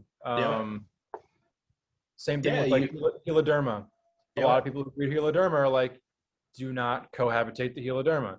Keep them apart as long as you can, cool them, track the follicle growth of the female, and once you're at that point, you throw the male in and away. Another thing that we work with, spilotes. People who breed spilotes will tell you, cohabitate your spilotes in the year. You are setting yourself up for success. What is it about spilotes that they lend good towards cohabitation? I guess we'll find out. We try. Like I can't wait. I want to set up a big enclosure that's like 4 by 2 by 4 that has lots of branches and perching options, and just throw these 2 beautiful tiger rat snakes in there, and it's like, okay, go. But then on the other hand, we have right here our Mexican indigo snakes. I would be terrified to cohabitate them. Yeah, exactly. I would be terrified. I'm terrified with them together right now, and in the time of the year when they breed, and this is their 2nd time together. Nothing bad has happened yet. Fingers crossed. Fingers crossed. Yeah, for sure. Pretty scary. They're primary snake eaters. So, but I've heard of people cohabitating king cobras. So at the same time, it's like you just gotta. You gotta know your animals. No one knows your animals better than you, hopefully. Yeah. So you just. Well, here's the thing. Keep an eye on them. And if you cohab them, and the female eats the male, well, guess what? It just wasn't that. There's a reason that happens in the wild. So whether it, and I know there's shows out there that say that female can detect that male is weak or has a problem genetically or whatever. So she's not going to breed with him, and she's not just going to go away. She's going to eat him. That's just part of the game. And we talk about it all the time and say, hey, when you have a big collection like that, you're going to have those losses. It's going to come up and bite you in the ass, and you're going to be like, oh man, that really sucks. I've heard people talk about olive python, or not olives, but Savus, maybe. Yeah, savus, or what's the other? What's the other big one? Shit. Damn, I'm old, man. Aquaman pythons. Yeah, yeah. You hear about people saying, "Oh yeah, I put the male in with the female, and everything looked good. I walked out of the room for a minute. I come back, and the male's halfway down her throat." It's like I mean, that's part of what we do. I mean, I hate to say it. That's just that's the industry and the hobby that we've chosen. And I mean, the thing is, like, if you're not willing, if you can't accept that that's a possibility, it's just not an animal for you, which is fine. We have plenty of stuff here that can really fuck each other up, and pairing them, it worries me and it gets my heart going, but it's what they're here for, and the point of anything is to reproduce. So you try to prepare them in a way where they have, that the male is going to be in breeding mode. Yep. And, you try to trigger the female to develop follicles to where you're, those two see each other. Their first thought isn't food, but I mean, maybe you just screwed it up and oops, now you have one. I spent a lot of time wanting to get into retics, and we moved from New York to Florida. And when I found out that I could get a permit, I went ahead and went forward with it, and I bought an adult pair of retics from Steven Kush. And my background is you feed weekly, you feed the appropriate prey size, and you keep on that schedule, and that's it. I had books, for all my ball pythons. My ball python thing was I feed weekly and I weigh monthly, and I just always did that. That's just the way I did it, and I was somewhat successful with the low end stuff that I had, because again, I wasn't doing this to be breeder Paul. I mean, I wanted to, but I didn't have the money to invest. So, pastels, I mean, we bought our male pastel was $1,000 when we got them. We sold our female pastels to buy a Mojave male when they were expensive. So, but when we got the retics, it was the same thing. I was petrified. I heard stories from people saying, man, you got to be really careful when you introduce them. The females will attack the males, and then you got to get them apart. And generally the keeper gets bitten. And I'm like, oh man, I had a 10-foot, albino male and a 16, almost 17-foot golden child female. I'm like, this is, so we started to notice that we had that male and he ate twice. And then for months, he didn't eat. And I kept asking Steven, I'm like, Steven, what am I doing? Am I doing something wrong? Temps or this? He's like, no, he just wants to be at that female, but she's not ready. Don't put them together now. And come like October, he texted me and said, you should probably try to introduce him. And I was so scared when I put that. I mean, we had the cage doors pushed to the middle. We all had hooks. It was like, oh my God. We put that male in there. Within 15 minutes, they were locked up. 15 minutes, and they locked up multiple times. And I got my first clutch. And then I started listening to everybody on these podcasts saying, hey, feeding weekly is bad. You should just, feed every once in a while, feed a little bigger meal. That's how they eat in the wild, and nothing produced for me that year. And I firmly believe it's because I didn't stick to this is the way I did it, and it worked for me, and I should have just stayed with that. What works for somebody may not work for somebody else. That's a big thing. Reason I think with some of these rare species, especially ones that are imports, that people aren't having success is you take the snake from the wild, or if it's farm bred or whatever, you ship it over here to the distributor. They have it, however their temporary setup is, and then they sell it to you. And then you're getting it, you put it in your small quarantine setup on paper in the dark at a consistent temperature, and you make sure it's good. You feed it weekly, you track defecations, and like it is living this very constant life that is new to it, because it's not what it's been doing its whole life. It's been a wild animal. Mm-hmm. So then you raise it up and it's doing well. It's established captivity, and you keep it in this routine. And it's like, all right, throw off the lighting, throw off the enclosure. And the snakes are like, ah! Yeah. What the hell is happening?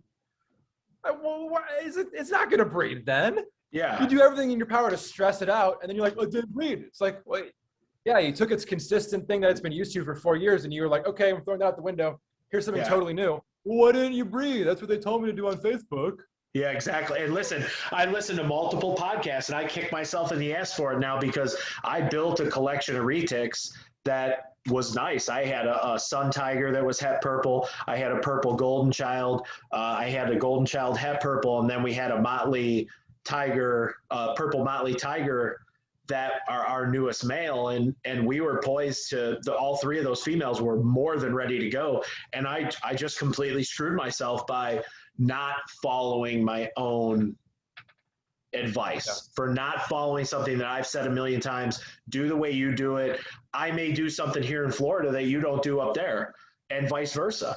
It's different, you know? So yeah. I guess we learn from each other. And again, back to the industry, we can all learn something from one another. And that's what we should be doing, you know? And, you know, like I said, I love all these animals that we have, and sometimes they give me a real big headache. But, you know, it's like you said, I deal with heavy social anxiety, heavy, to the point that even sometimes grocery shopping is bad. And I know that if I can feel that amp coming, if I go work with the animals for 15 or 20 minutes, it goes right away. Yeah. And it's my peace, you know? So, you know, I think things can head in the right direction with the things that you said. I really truly believe that if more people like you know, you're get on YouTube, you know, there's no excuse to not be. Listen, I was scared to death to do this. And for 4 or 5 months, I've been talking about it, and I just, I'm not going to do it. I'm not going to do it. Even the day before I had Rob on, I was like, I don't know, maybe I'll just cancel this and not do it. And I was like, you know what? I'm just going to do it. What's the worst that's going to happen? Somebody's going to post a comment on YouTube and say, hey, fat, bald, bearded guy, you suck. Okay. Ooh. You know, yeah, I do suck. There's times that I question myself in the things that I do, but I'm a human being. So, you know, I try to surround myself with the best people possible.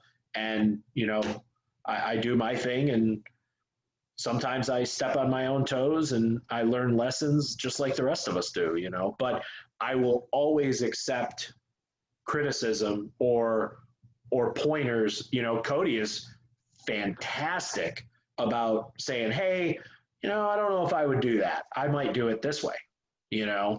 So, and it's great to get that advice from somebody that's that experienced, you know? And I know I've asked you questions about these arboreal tree things that just don't like me. They don't like me. Yeah. But I mean, it's better. They're eating, so that's positive. But you know, I mean, I think we have a long way to go, but I think we can get there. Yeah. I mean, and really that's all it is like this goal, this world that we're like trying to speak into existence of like, yeah, it would be great if this was like this.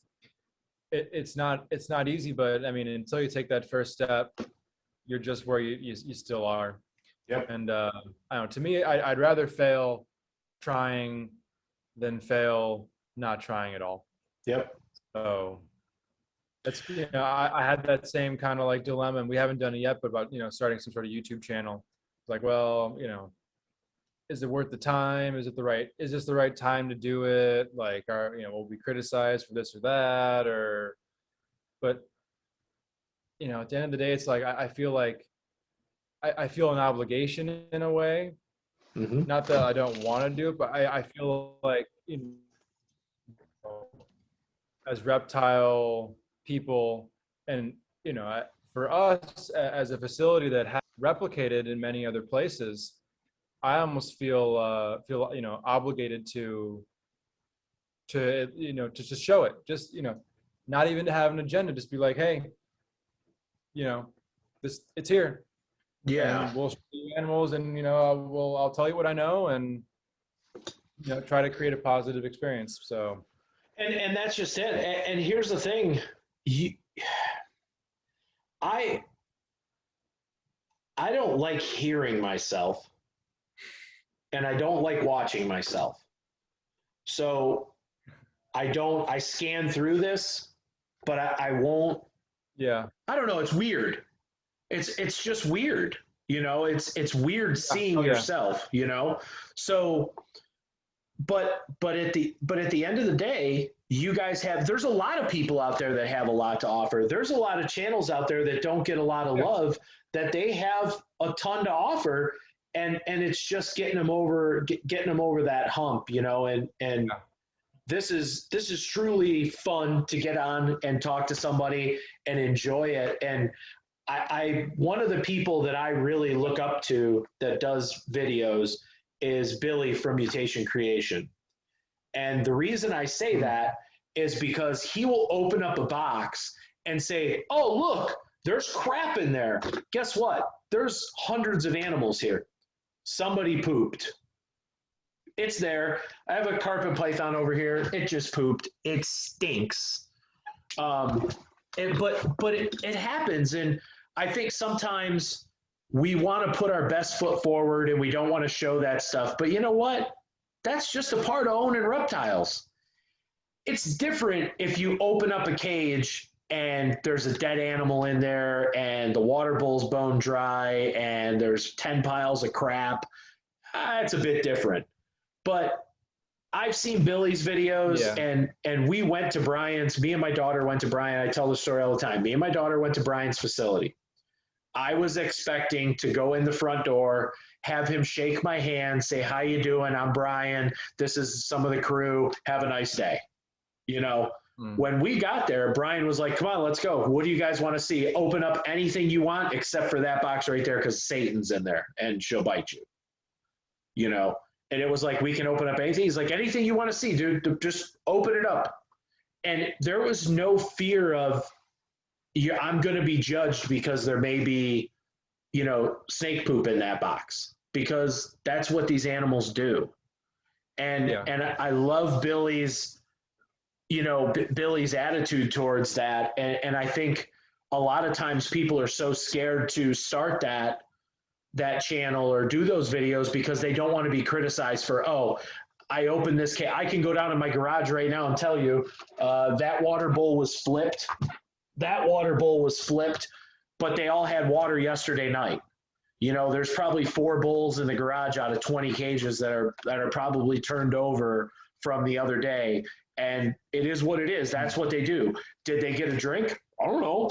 But we do it every couple of days and refill the water, and sometimes they flip it right over. But that's just part of this. So when you film a video and you watch it, sometimes I think we all get scared that people are gonna just beat us up. Yeah. So. Yeah, and it's just changing your mindset where you're not doing it for the people that you're not doing it to prove anybody. Because those people who are being negative, they already made up their mind. You're not convincing them. You're doing it ultimately for yourself. Yeah. And hopefully in a way where it's not like feeding an ego or feeding a vanity, where it's like, this is, a positive mission that I am on. And this is my intention, is to bring, positive whatever towards these animals, to show them in a good light. And to feel like I'm trying, at least trying to make a difference. I'm putting my effort out there, not like, listen to me, I'm all knowing, I'm the god of this or that. Ego and vanity. That, I guess, that's one motivator that some people may have with doing something like a YouTube channel. My personal opinion is that goes against everything that we're working towards, but you're not going to stop those people. Just do it, do it in an effort to not to stop those people, not to prove haters wrong. Do it because this is a message that you want to portray. And if people listen, great. If people don't, then try to do it better to where they will listen. Exactly. Yeah. So, well, I think we've hit like the 2-hour mark now. Which is awesome. I think this has been great. A little over now. Yeah. Yeah. So, I think we'll wrap up, and unless there's something else you got, if there is, I have all the time in the world. But again, I truly enjoy having you on here. I would definitely like to have you on again. Absolutely. I think there's so much that you guys have to offer, and I'm super happy for the podcast. And I mean, I think you guys are going to shoot up and do some really great things. I can't wait till you get the monitors all going, and I can't wait till I get into this new house and have room to get some green tree monitors. That's a big one.